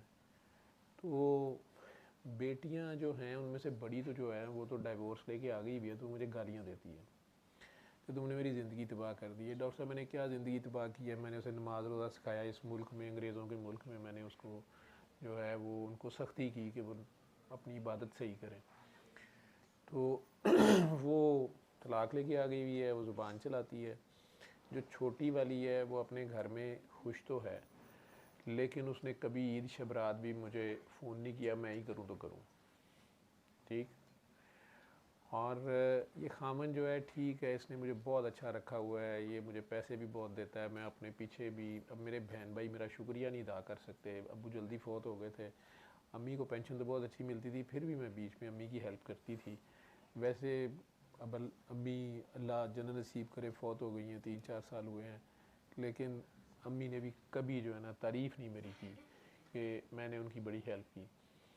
तो उनकी डिटेल अगर मैं, यानी आई विश कि मैं शायद उस तरह सुना ही नहीं पा रहा उतनी डिटेल, कि जिस तरह वो पूरी नरेट कर रही हैं, मैं अभी उन्हें रिप्लाई नहीं कर सका। मैं गाड़ी रोक के, पहले तो मुझे इतना लंबा क्लिप सुनना बड़ा मुश्किल होता है, क्योंकि बीच में कॉल्स आती हैं, सुनने को मैं तैयार होता हूँ, कॉल्स आ जाती हैं, वो रह जाता है, ठीक है। मैंने वो दुआ सेशन आते हुए मैंने पता नहीं किसी तरह 4 बार कॉल सुन के भी वापस उसको सुना है कि मैं पूरा कर लूँ। पूरा करने के बाद मैंने उन्हें रिप्लाई करने की कोशिश की है 4 बार, गाड़ी रोक के एक साइड पे, ठीक है, वो रिप्लाई नहीं अल्लाह ने जानी दी, ठीक। और रिप्लाई उन्हें मैं सिर्फ इतनी करने लगा था कि बेटा शुक्र की आदत डालो। आपको ज़िंदगी में, उम्र आपकी 60 साल होने लगी है, बच्चों आपके भी शादियां हो गई, वो अपने घरों में, एक तलाक लेके आ गई जी, आपके ख्याल में वो औलाद भी सारी ख़राब है, खामद भी ख़राब है, उसका वाहिद जुर्म ये है, वैसे तो पैसे तो बहुत देता है, लेकिन उन्हें कभी इनसे, वो सख्त बात करता है, ठीक है। वैसे पठान है दोनों, ठीक है, तो अब पठान तो ज़ाहिरी बात है थोड़ी उनका लहजा सख्त होता है। और जो बेटा है उससे भी उन्हें गिला है, माँ उनकी भी मर तो गई है लेकिन शुक्रिया नहीं उसने अदा किया, बहनें तो वैसे ही इनसे जेलस हैं, ठीक है, भाई जो हैं उनका तो पर्दा इन्होंने रखा हुआ है, ठीक। अब वो कह रही थी कि मैं तो अल्लाह को कह रही हूँ कि मुझे मौत दे दे, ठीक, मेरे लिए इस दुनिया में क्या है। और वैसे वो कह रही थी कि मुझे तो समझ नहीं आती, मैं तो शवाल के 6 रोज़े भी रखती हूँ, रमज़ान के भी, सारा कुछ करती हूँ। ज़कात वो कहती है मैंने हमेशा जो है ना वो, यानी खामन ने जितना दिया उसमें से भी ज़कात निकाल के, ज़ेवर बहुत ज़्यादा मेरे पास, उसमें से भी ज़कात निकाल के टाइमली वो भी मैं भेज देती हूँ पाकिस्तान। लेकिन अल्लाह ने और अल्लाह की मखलूक ने उनकी कदर नहीं की, ये उनका मसला।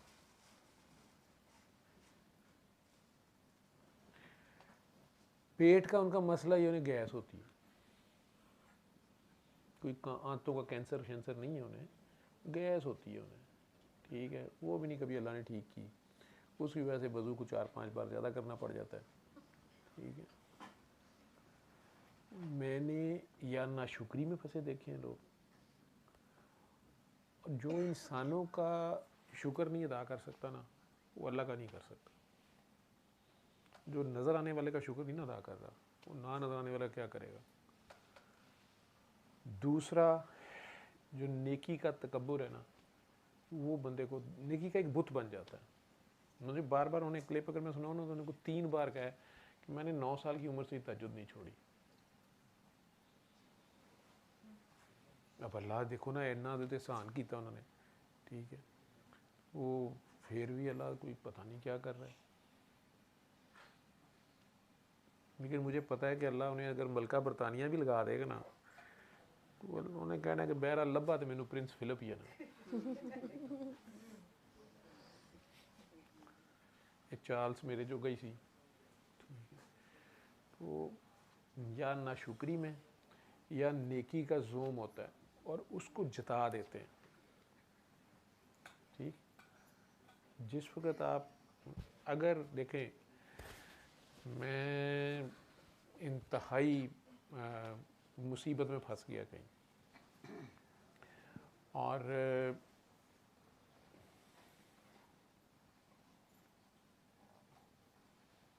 किसी गलत फहमी में, किसी गलती से 1 सिफर ज़्यादा या कम होने से मैं 2 लाख की बजाय 2 करोड़ के नीचे आ गया। मैं एक एग्ज़ाम्पल देने लगा, 2 करोड़ की एक हामी जो मैंने लिख के दिया कि मैं 2 लाख का गारंटी देता हूँ ये हो जाएगा काम, ठीक है, वहाँ लिखते हुए लिखने वाले साहब ने सिफरे 2 ज़्यादा डाल दिए, किसी ने देखा नहीं, और वो ऐसे समय मैं एग्ज़ाम्पल समझा रहा हूँ, तो वो 2 करोड़ बन गया। अब वही हुआ कि वो जो दूसरे बंदे से तो नहीं हुआ, तो ज़मानत तो मैंने दी हुई थी। अब जब ज़मानत खुली तो वो तो 2 करोड़ की थी, 2 करोड़ में कहाँ से दूँ? तो एक बंदा उठता है और वो आप उठती हैं और आप कहती हैं कि सर कोई मसला नहीं है, मैंने उस वक्त गौर ही नहीं किया, मेरे से गलती से हो गया, मेरे से गलती से 2 सिफरे लग गए हैं। लेकिन अगला बंदा आंकड़ा हुआ, वो कहता नहीं भाजी 2 करोड़ नहीं दो, आपने 2 करोड़ दे दिया।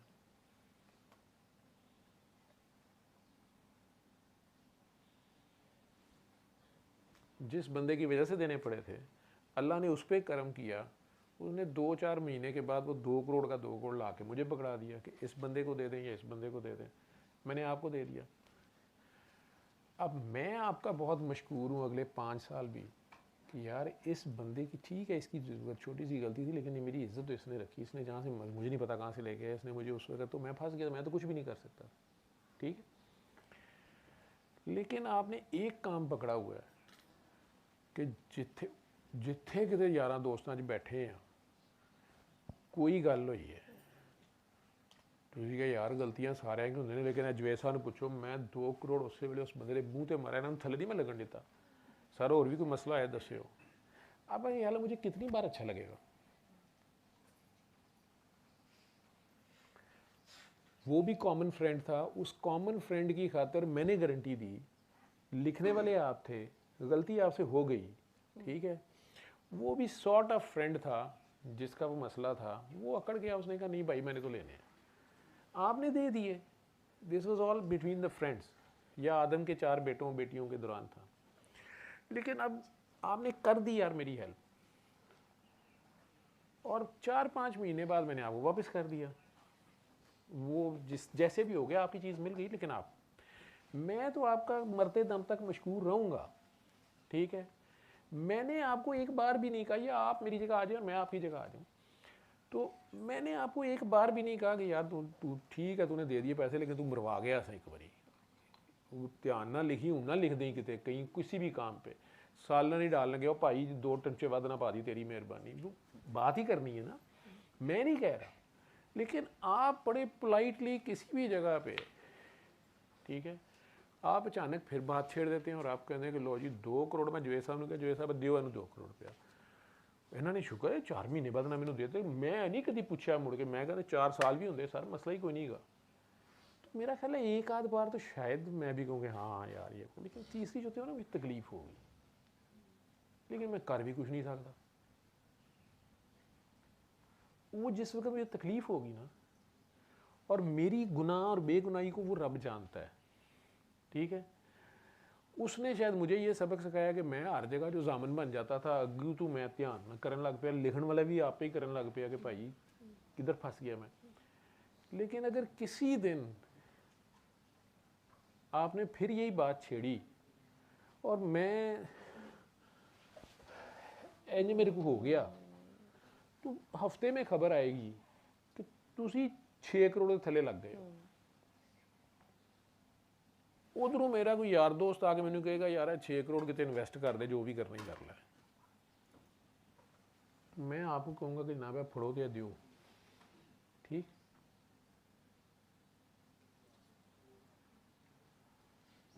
वो रखता नहीं किसी का भी, भूलने वाला भी नहीं है। ये सारी जितनी इबादतें, तस्बीहां, वजीफ़े, नमाजें, नेकियां, जो कुछ भी हमें सिखाता है ना, उसको इससे कोई फ़र्क नहीं पड़ता। ये सारी दुनिया, आप हम सारे, किसी ने महला फजर ली थोड़े जो कोई 2 जने उठे होने ने, ठीक है, मैं कहता हूँ आप सारे के सारे 24 घंटे सजदे में पड़े रहे ना, उन्हें कोई फ़र्क नहीं पड़ता। और सारी की सारी दुनिया कोई नमाज ना पढ़े, कोई तस्बीह का वो अल्लाह है ही नहीं, उन्हें कोई फ़र्क नहीं पड़ता। फ़र्क पड़ता है हमें। अगर हम कहते हैं अल्लाह है, हमें कोई भरोसा है, मुश्किल तरीन वक्त कहने अल्लाह है, सानू फ़र्क पैंदा है। और अगर अच्छे वक्त में भी हमें कहते नहीं यार मेरे अल्लाह की मेहरबानी, ये सुबहान अल्लाह, अल्हम्दुलिल्लाह, अल्लाह अकबर, इंशाअल्लाह, ठीक है, ये बोला करें, ये अपने लफ्ज़ों में रखा करें, ठीक है, ये बड़े ख़ास कलमे हैं उसको अच्छा लगता है। आपको अल्लाह इस तरह भी याद रहना चाहिए, कोई भी बात करते हुए, कोई भी कहते हुए, कोई काम करना तो इंशाअल्लाह, हो गया तो सुबहान अल्लाह जी, शुक्र अल्हम्दुलिल्लाह जी, ये उसको रखा करें बीच में, आपका हमारा फ़ायदा होता है। आपको याद रहता है कि मैं नहीं हूँ ये फन्ने खाने में, मेरा कोई चक्कर नहीं है, ठीक, ये मौलवी पुना नहीं है, ये अब्दियत है, ये इंसानियत है, वो याद रहे।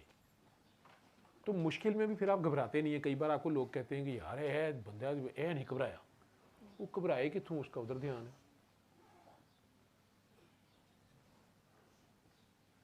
ठीक। तो करके जो जताना है, ये कुरान में उसकी बड़ी सख्त आयत है। वो कहता है कि तुमने अगर एहसान करके जताना है तो उससे बेहतर है कि तुम ना करो। अल्लाह कह रहा है उससे बेहतर है कि तुम ना करो, कि तुम मेरे बंदे को अजियत ना दो, क्योंकि ये दिन तो मैं अदलता बदलता रहता हूँ। मतलब जिथे आज छाँव है उत्थे कल धुप आ जाएगी, जिथे कल धुप सी उत्थे छाँ आ जाएगी। जो आज देने वाला हाथ है कल वो लेने वाला हो जाएगा, जो लेने वाला है वो कल देने वाला हो जाएगा। ये तो मैं करता रहूँगा, चेक करूँगा कौन क्या करता है। लेकिन जो देने वाला है वो मत लेने वाले को ये शो करे, उसको जता के अजियत ना दे। उस वक्त वो कैंसर वाली औरत ने क्या, वो जो है उसने क्या बोला हुआ है, वो अमेरिकन जो औरत है, वो नाहिद कहती होगी, मेरे नाहिद अब्बास उनका नाम है, लेकिन वो जितना ओपन बोली थी ना, आज तक मैं कहता हूँ कि ऐसी खूबसूरत गवाही किसी ने नहीं दी। हालांकि मुझे भी रगड़ा लगा रही थी, सुन रही होगी कहीं न्यूयॉर्क में बैठी हुई। उन्होंने कहा कि डॉक्टर साहब आपको याद है मैं 2019 में आई, मैंने आपको फ़ोन पे तरले किए कि मैंने आपको मिलना है। आपने कहा मैंने नहीं मिलना, मुझे क्यों मिलना है? तो मैंने कहा मुझे कैंसर की लास्ट स्टेज है, और मुझे अमेरिका से भी उन्होंने जवाब दे दिया कि अब कुछ नहीं हो सकता, 3 मंथ्स है मेरे पास। तो मेरा दिल कहता है कि मैं आपके साथ बैठ के दुआ करूँगी तो मैं ठीक हो जाऊँगी। तो आपने मुझे डांटा और आपने कहा कि अमेरिका ते इत्थे अल्लाह इक्को ही है, वापस जा दे सूरह रहमान सुन, और ये देख तुम्हें कौन नहीं माफ़ कर रहा। तो मैंने सुना तो मुझे याद आ गया कि मैंने अपनी सास को, जो मेरी खाला भी है, वो बहुत अमीर है, कराची की कोई औरत, तो वो एकदम से उनके ऊपर कोई मुसीबत आ गई, कोई मसला आ गया उनका। तो मैं उस वक्त न्यूयॉर्क में बड़ी 3 पार्लर चला रही थी, खुल के ओपन बोली हुई हैं। तो मेरी खाला ने या सास ने मुझे कहा कि 6 लाख रुपया मुझे भेजो। उस ज़माने में 6 लाख भी ज़्यादा था। तो मैं स्पेशली कराची आई, मैंने एक पार्टी थ्रो की, क्योंकि मुझे कैड बड़ी थी खाला, क्योंकि खाला सारी उम्र बड़ी अमीर रही थी और बड़ी फन्ने खां थी। तो मैंने पार्टी की, और पार्टी में मैंने सबके सामने अचानक 6 लाख कैश खाला को कहा कि खाला ये आप रखें। तो खाला ने थैंक यू किया, खाला हंसी। अब मुझे याद आया कि असल में मैंने खाला की मदद तो की थी, लेकिन असल में मैंने खाला को छितर मारा था। आपकी बात मुझे याद आई सूरह रहमान सुनते हुए। मैं वापस पाकिस्तान आई, कराची आके मैंने पार्टी थ्रो की, याद करके वो सारे गेस्ट इकट्ठे किए जो उस पार्टी में थे, और खाला को बुलाया, और सबके सामने अचानक खाला के पाँव पकड़ लिया और माफ़िया मांगनी शुरू हो गई, मुझे माफ़ करें। तो खाला पहले हंसती रही, सारों को कहती रही इसका दिमाग ख़राब हो गया, इसके लिए वैसे दुआ करो, ये क्या बात हो गई, ऐसी कोई बात नहीं। मैं उन्हें कहती रही कि नहीं आप, मुझे पता है मैंने आपका दिल दुखाया है। वो खुद कह रही हैं कि 5-10 मिनट के बाद, ये पता नहीं कितने अर्से बाद, अचानक खाला ने चीखें मारना शुरू कर दी, और खाला ने मुझे गले लगा लिया, और खाला ने कहा नाहिद मेरा दिल बड़ा दुखिया सी, इस शहर च मेरी बड़ी इज्जत सी, एम्बैरेस हुई, मैं एम्बैरेस हुई थी उस दिन। मैं एम्बेरस हुई थी। और लेकिन मेरी मजबूरी थी, मेरे पास और कोई हल नहीं था, तो मैंने वो पैसे ले तो लिए थे, लेकिन मैं तुम्हें बता नहीं सकती मेरे पे क्या गुजरी थी। तो वो आ ही निकली ना उसकी। अल्लाह कहता है तुम ना दो, मत लेकिन अगर तुमने जतलाना है तो फिर ये शिरक है, क्योंकि तुम कर रहे हो, तुम नहीं कर रहे, तुम अल्लाह नहीं हो। ये तो उसने एक डाकिए का क्या कमाल है अगर उसके पास एक खाता है और उसने आके जाके दे दिया, वो तो उसकी तरफ से था, उसने आपको इज्जत दे दी, आपका हाथ ऊपर वाला है, हालांकि दोनों हाथ उसके हैं। ये बड़ी राज की बात है जो नीचे वाला हाथ, वो साहिल भी उसी का कोई रूप होता है, वो आपको टेस्ट कर रहा होता है अब ये करता क्या है। और वो कहती हैं कि मैंने बस इतना किया है, खाला मुझे गले लगा के रोती रही, मैं भी रोती रही, फिर हमने बड़े प्यार से उसे को जफ्फी डाली रखी, तो बाकी लोग भी रो रहे थे। फिर मैं अमेरिका वापस आई, तो उन्होंने मुझे बुलाया जी कि आपका पेट स्कैन है। मैंने पेट स्कैन करा लिया, पेट स्कैन कराया तो पूरा अस्पताल, जॉन हॉपकिंस हॉस्पिटल, वो सारा इकट्ठा हो गया। उन्होंने कहा आप खा के क्या आई हैं? मैं कुछ नहीं खाता। उन्होंने कहा ना ना ना ना ना ना, कैंसर का इलाज निकला है। तुमने किया क्या? तुम्हारे जिस्म में कैंसर नहीं है। क्योंकि उनकी दवाएं भी खत्म हो गई थी, जिस स्टेज सब पे रहती थी, और सब बगैर दवाओं के लास्ट स्टेज पे थी वो। तो उन्होंने 3 मंथ्स उसे दिए हुए थे कि अब आपके पास सिर्फ 3 महीने, अब आप इससे ज़्यादा नहीं जिंदा रह सकती, जो करना है कर लें। और आज तक वो जिंदा है। और 2019-20 में वो अपने खामन के लिए बीवी ढूंढ रही थी कि मेरे बच्चे छोटे हैं, ये भी उन्होंने बताया कि मेरे बच्चे छोटे हैं, तो चलो मैं अपनी ज़िंदगी में कोई लड़की उसे कहूँ कि मेरे बच्चों का ध्यान रखना, तुम इससे शादी कर लो। खामन कोविड में मर गया, जवान आदमी, बच्चे संभाल रही है, उसी मसले में सारे पैसे भी लग गए हुए थे। लेकिन 2022 में जब वो मुझे स्टोरी सुना रही है, तो उसने मुझे कहा कि मैंने ये सबके सामने बोलना है, और आज तक मेरे से वो मिली नहीं है, मेरे से नहीं वो मिली, ठीक है। और मैंने उन्हें 1-2 बार कहा कि आप पाकिस्तान आए तो मेरे से मिलें, तो मुझे कहती हैं कि डॉक्टर साहब आपको अमेरिका आना पड़ेगा, ठीक है। तमाशे करती हैं, मैं टिकट भेजूंगी, आपने आना है। लेकिन ऐसे लोग भी हैं जिन्होंने वो सारी वीडियो सुनी है, मैं उसे रिकमेंड करता हूँ उस वीडियो को बहुत ज़्यादा। अहमदी एक फैमिली, उन्होंने उधर आके, मुझे नहीं बताया कि वो अहमदी है, उधर आके न्यूयॉर्क पहुंच के मुझे कह रहे हैं जी उनका फ़ोन नंबर दें, हमने वो हमारा पेशेंट, हमने उनको मिलवाना, उन्हें कॉन्फिडेंस हो जाएगा। मैंने नंबर दे दिया, बाद में पता चला वो अहमदी हैं। वो जाके कंफर्म कर रहे हैं कि झूठ है कि सच है, वाकई कोई बंदी है कि डॉक्टर साहब ने फ़ोन पे भी कोई बंदा बिठाया होंगे। ये मैंने आपको कहा ना कि जिसको हदायत होनी है वो उसने देनी है, ठीक है। शक जहाँ होगा वहाँ हक नहीं होगा, ठीक है। जहाँ शक होगा वहाँ हक नहीं होगा। मैं वो शबाशा साहब कहते थे कि तू की है, मैं अब क्लिनिक पे कई बार मैं कहता हूँ कि आप क्यों आए हैं, कई बार वो खुद को मैं कहता हूँ उसकी फ़ी वापस करो या कोई जो भी है, यानी है ही प्योर दुआ का केस है, तो क्यों क्लिनिक पे आए। लेकिन उनमें कई ऐसे लोग होते हैं जो कहते हैं कि नहीं, बस हमने आपके साथ बैठ के सुननी है, बस यहाँ से शुरू करनी है, मुझे पता है कि मैं ठीक हो जाऊँगी, मुझे पता है कि मैं ठीक हो जाऊँगा, बस लेकिन पहली बार मैंने आपके साथ सुननी है। बस आपको क्या लगे डॉक्टर साहब, हमें कोई मसला नहीं है, हमने ये एसी चल रहा है, ये गाड़ी वो बाहर, ये अस्पताल, पैसे, ये क्या चीज़ है, हम फिल्थी रिच होते हैं, बड़े पढ़े लिखे, लेकिन ये सादत हमें हासिल करने दें, हमने आपके साथ बैठ के सुन। मैं कहना अच्छा, बीमारी यही होती है, कैंसर है, कोई ऐसी मतलब टर्मिनल डिजीज़ होती है। अब फिर मैं आइंदा कर नहीं सकूँगा, ठीक है। तो वो बातों बातों में कई बार मैं शहबाज शाह साहब का जिक्र कर दूंगा, या एक और बुज़ुर्ग हैं उनका जिक्र कर दूंगा कि वो, या मैं एक हकीम साहब हैं, उनका डाइट प्लान बता दूंगा कि उससे भी वैसे कुछ लोग ठीक होते हैं, आप वो कर लें, ऐसे भी है। अच्छा, वो कई बार हुआ है सूरह रहमान सुन रहे होते हैं, बीच में आके कोई कहते हैं डॉक्टर साहब वैसे हकीम साहब का नंबर भी लेते हो। अब फिर मुझे उन्हें कहना पड़ता है, मैं कहता हूँ कि इतने बड़े दावे नहीं करते, आप खुद देखें, आप तो अभी अपनी जगह पे खड़े नहीं रह सके, फोकस आपका, बातें कितनी बड़ी बड़ी हैं, आप मुझे एक तरफ अकीदत में लिथड़े पिथड़े कह रहे हैं कि बस हमें पता है आपके साथ बैठ के वैसे ही शिफा हो जानी है, अंदर आपकी अकल आपको बता रही है कैंसर कहाँ से ठीक होना है, ऊपर से ये है कि चलो सुन लेते हैं सूरा रहमान, लेकिन डॉक्टर साहब के नाल बह के असली ते खालिस क्यों वाली। उधर से मैंने एक हकीम साहब का नंबर ही बोला है कि उनकी डाइट प्लान से एक मरीज़ ठीक हुआ है, वो बिच्चे ही अखा खोल गए तो वो भी ज़रा दस दें, ठीक है। तो इंसान ऐसे ही है, जब फंसा होता है तो उसका यही हाल होता है, ठीक है। तो कई बार उन्हें समझाने के लिए, बताने के लिए कि आप क्यों इतनी बड़ी बड़ी बातें कर रहे हैं। अगर इंडिया में बैठी एक हिंदू औरत जो है उसका कैंसर ठीक हो सकता है, या वो कैथोलिक पर्सन जो स्पेन का है वो बैठा वहाँ से बोल रहा है कि मुझे कैंसर ठीक हो गया, अगर उनका मेरे से मिले बगैर किसी के बताने पे ठीक हो सकता है तो आप भी कर लें।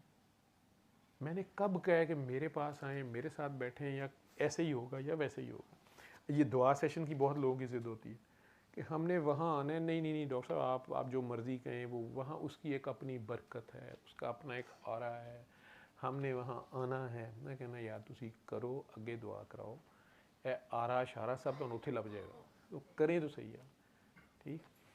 बहुत ज़िद करके, मतलब मेरे घर वालों को आ जाते हैं सारे आप लोगों में से, लेकिन उस जगह पे खड़े नहीं होते जो मैं कह रहा होता हूँ, ठीक है। ऊपर से उल्टे ਇਹੋ ਜਿਹੇ ਜਿਹੜੇ जहाज़ ने आसे पासे, ये बाकी ਦਾ ईमान नहीं, नेक बंदा तो वैसे ही ਜਾਂਦਾ, वो कहते यार कित्थे आ गए मैं की वो नात पढ़ दी तो उन्हें दुपट्टा नहीं लेना, ठीक है। ਇਹੋ ਜਿਹੇ जहाज़ वैसे ही कहते हराम है जो दुपट्टा कोई लवे, ठीक है। नमाज लिए ना नहीं उठना, वो फिर सोचते यार कित्थे केड़ी वो इनू कोई रूहानी की हुंदा है, अल्लाह दी महफिल कोई समझ रहे होंगे।